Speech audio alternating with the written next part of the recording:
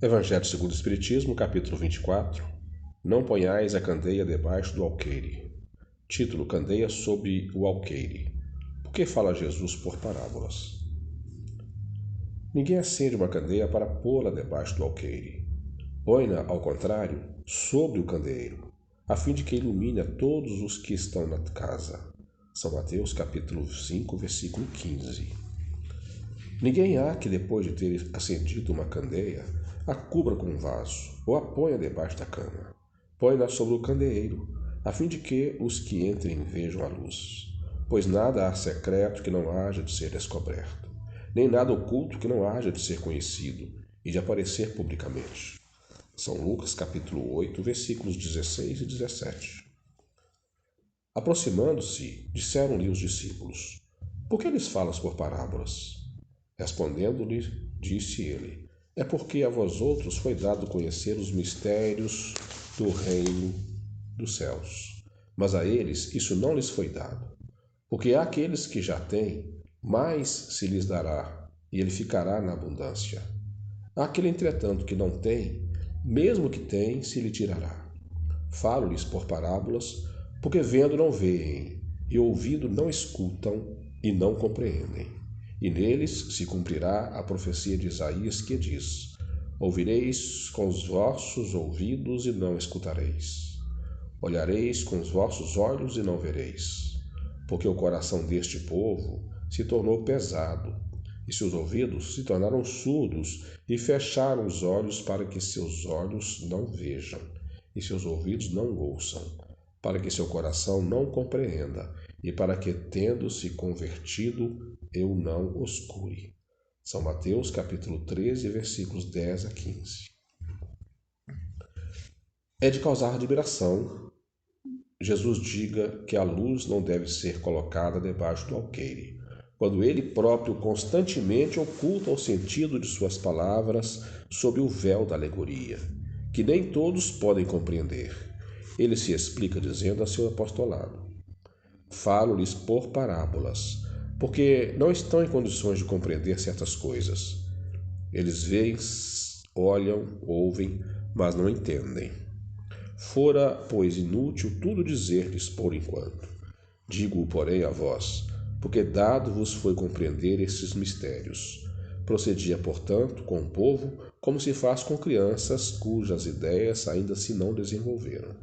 Desse modo, indica o verdadeiro sentido da sentença: não se deve pôr a candeia debaixo do alqueire, mas sob o candeeiro, a fim de que todos os que entrem a possam ver. Tal sentença não significa que se deva revelar inconsideravelmente todas as coisas.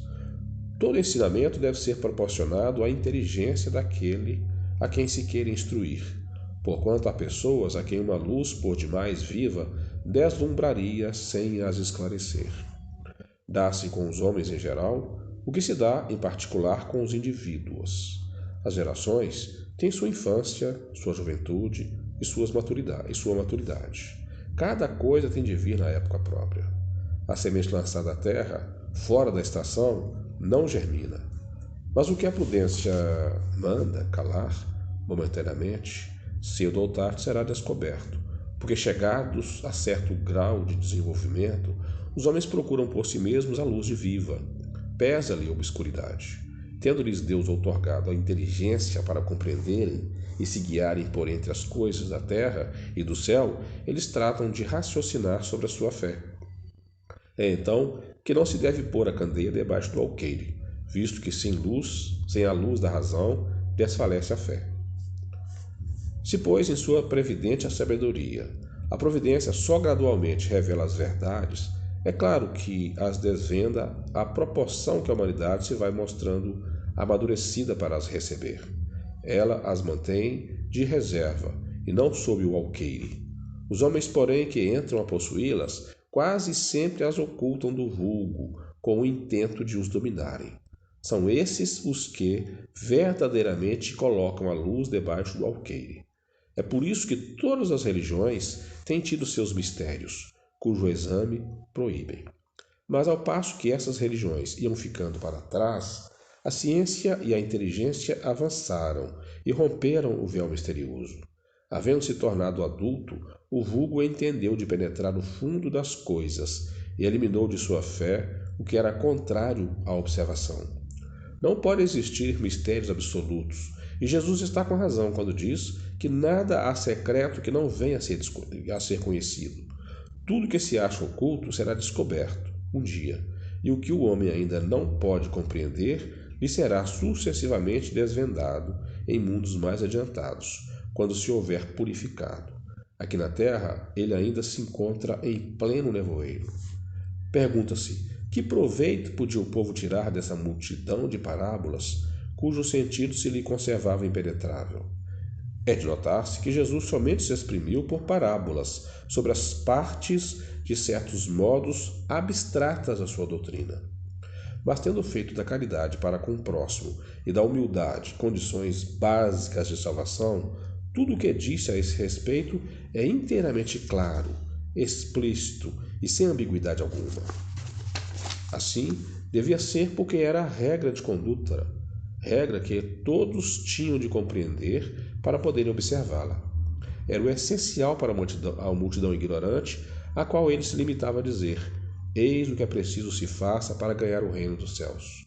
Sobre as outras partes, apenas aos discípulos desenvolvia o seu pensamento, por serem eles mais adiantados, moral e intelectualmente. Jesus pôde iniciá-los no conhecimento de verdades mais abstratas. Daí o haver dito: aos que já têm, ainda mais se dará. Entretanto, mesmo com os apóstolos, conservou-se impreciso acerca de muitos pontos, cuja completa inteligência ficava reservada a ulteriores tempos. Foram esses pontos que deram ensejo a tão diversas interpretações, até que a ciência de um lado e o espiritismo do outro revelassem as novas leis da natureza, que lhes tornaram perceptíveis o verdadeiro sentido. O espiritismo hoje projeta luz sobre uma imensidade de pontos obscuros. Não se lança, porém, inconsideravelmente. Com admirável prudência, se conduz os espíritos ao darem suas instruções. Só gradual e sucessivamente consideraram as diversas partes já conhecidas da doutrina, deixando as outras partes para serem reveladas à medida que se for tornando oportuno fazê-las sair da obscuridade. Se a houvessem apresentado completa desde o primeiro momento, somente a reduzido número de pessoas se teria ele mostrado acessível.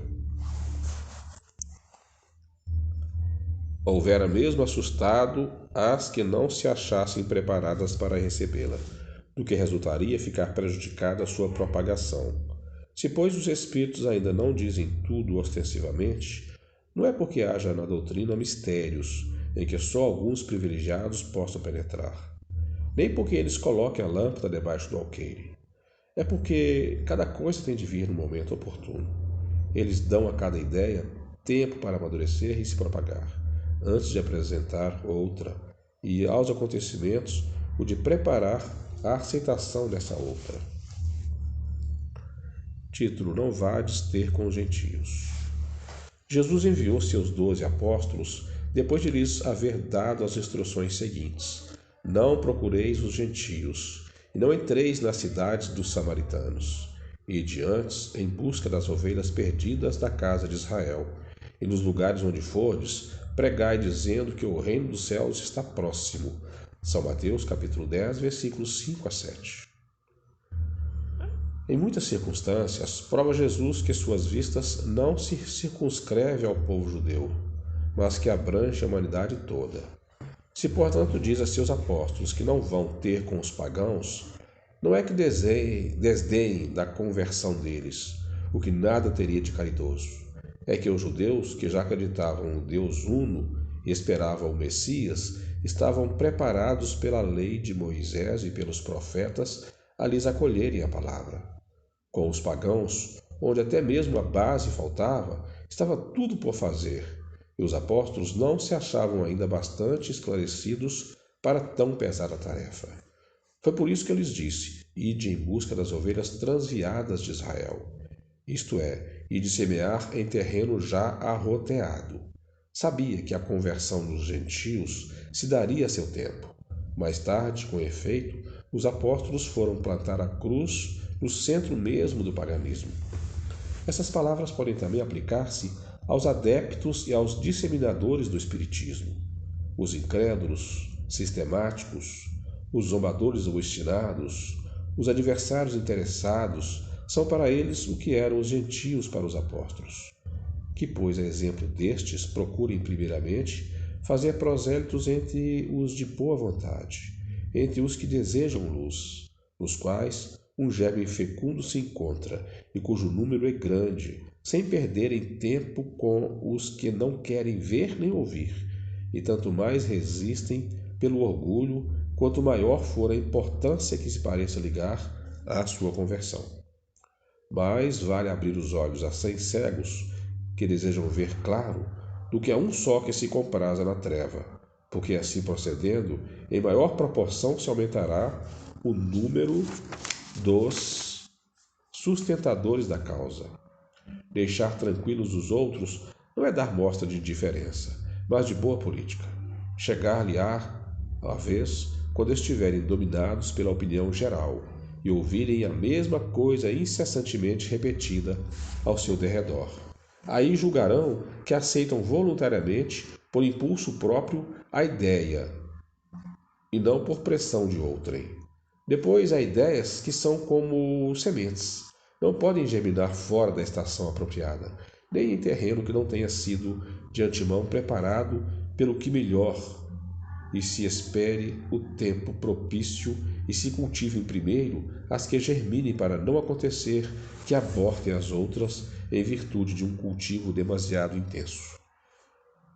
Na época de Jesus, e em consequência das ideias acanhadas e materiais, então em curso, tudo se circunscrevia e localizava. A casa de Israel era um pequeno povo. Os gentios eram outros pequenos povos circunvizinhos. Hoje, as ideias se universalizam e espiritualizam.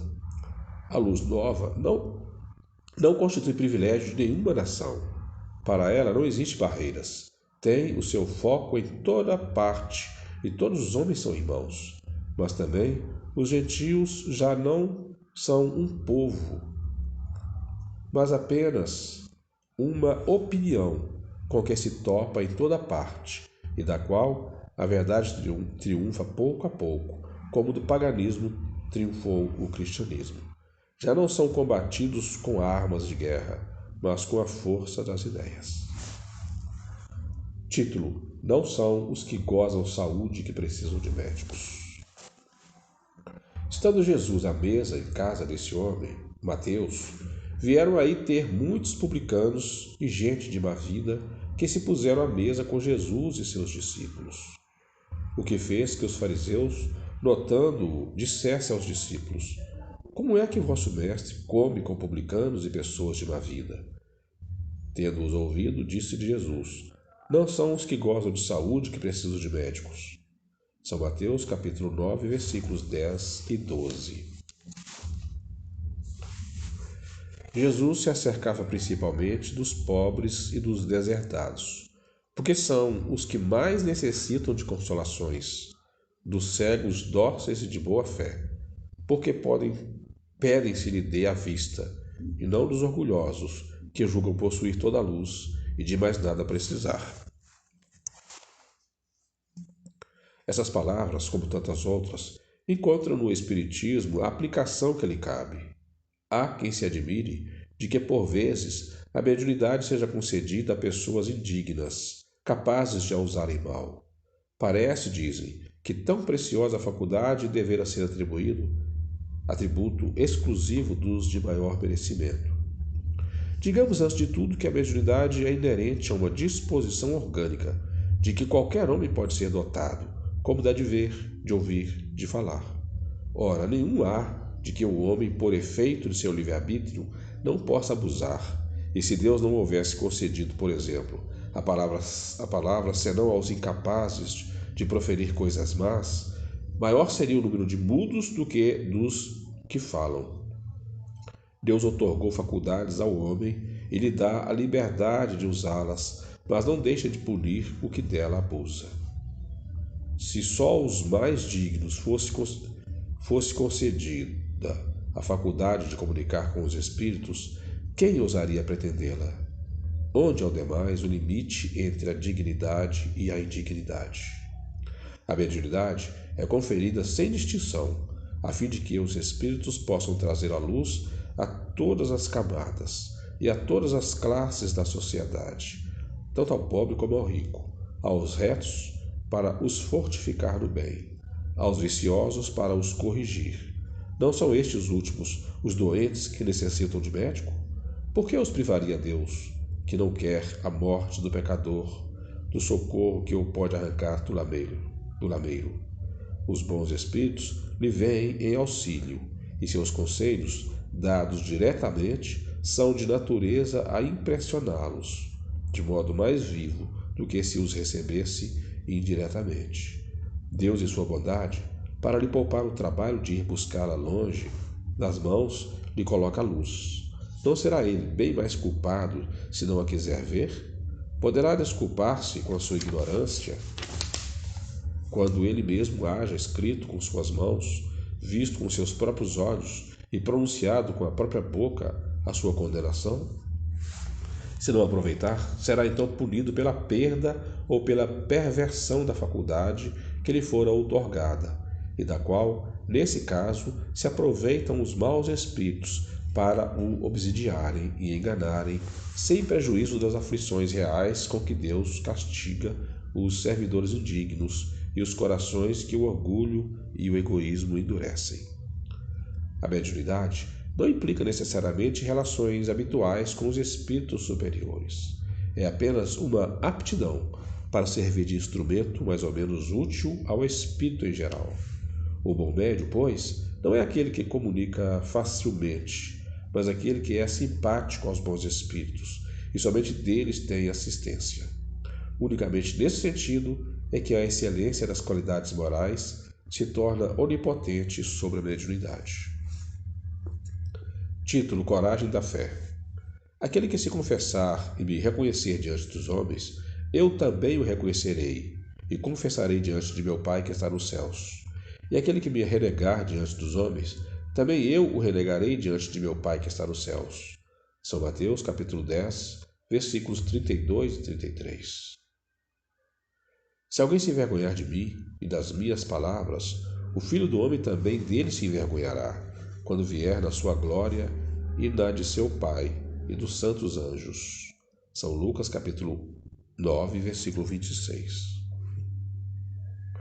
A coragem das opiniões próprias sempre foi tida em grande estima entre os homens, porque há mérito em afrontar os perigos, as perseguições, as contradições e até os simples sarcasmos aos quais se expõe quase sempre aquele que não teme proclamar abertamente ideias que não são as de toda a gente. Aqui, como em tudo, o merecimento é proporcionado às circunstâncias e à importância do resultado.